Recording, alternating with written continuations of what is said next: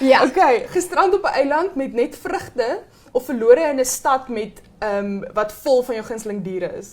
My hoed na die diere weggaan. Ek is 'n vrugtemens, dis verseker. Okay. En ek is ook 'n stadmens, so dit val onmiddellik uit. As jy 'n dier was, wat sou jy wegwees? Kat verseker en ek sou my eie toubeens wat ook al die sagte ondergoedjies is gebyt het. Wil jy 'n kat se toubeens Ek nie wil nie. Rosan, ek gaan vir dit. Okay, ek gaan my kat van jou weghou. Ek as sal jou jou kat gaan gehad het. opsoek. Eerder raserige bure of soos nosy neighbors? Ek het al van almal gehad, maar ek sal sê rasserig omdat ek self is, so dit is fyn vir my.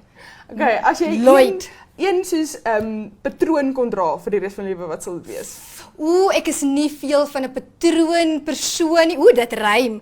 So kan ek dan nou maar op daai stadium, omdat ek 'n prinses is en is wie ek is, dan sal ek eerder sê plain, dan gooi ons patroon uit. Net plain een kleur. Dis verseker. Okay.